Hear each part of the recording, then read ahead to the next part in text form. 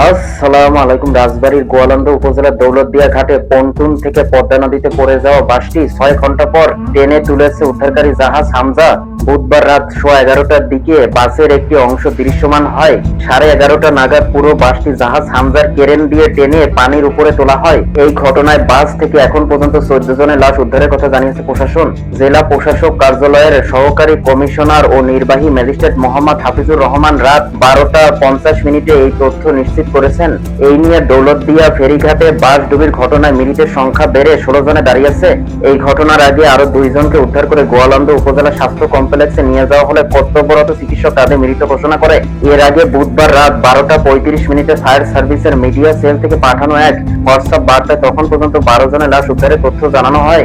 বার্তায় আরো বলা হয়, বাস থেকে উদ্ধার হওয়া লাশের মধ্যে 3 জন শিশু, 6 জন নারী ও 3 জন পুরুষ। বুধবার বিকেল 5:15টার দিকে দৌলতদিয়া ঘাটে নদী পাড়ি দিতে অপেক্ষমান ঢাকাগামী একটি যাত্রীবাহী বাস নিয়ন্ত্রণ হারিয়ে পন্টুন থেকে পদ্মা নদীতে পড়ে যায়। বাসটি যাত্রা শুরু করেছিল কুষ্টিয়ার কুমারখালী থেকে। ঢাকার উদ্দেশ্যে বাসটি ছাড়ার সময় মাত্র 6 জন যাত্রী ছিলেন। এরপর একে একে বিভিন্ন কাউন্টার থেকে যাত্রী ওঠানো হয়। সব মিলিয়ে বাসটি কমপক্ষে 50 জন যাত্রী ছিলেন বলে কাউন্টার মাস্টার জানিয়েছেন।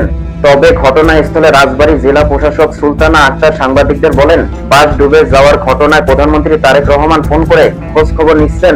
তিনি দ্রুত গতিতে প্রয়োজনীয় ব্যবস্থা গ্রহণের কথা বলেছেন। একই সঙ্গে তাকে অবগত করতে বলেছেন।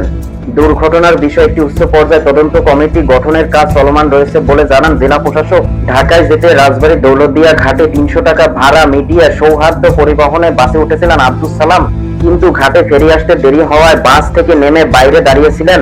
ঘটনার বর্ণনা দিয়ে তিনি প্রথম আলোকে বলেন, ফেরিঘাটের পন্টুনে ওঠার সড়কে গাড়িটি দাঁড়ানো ছিল।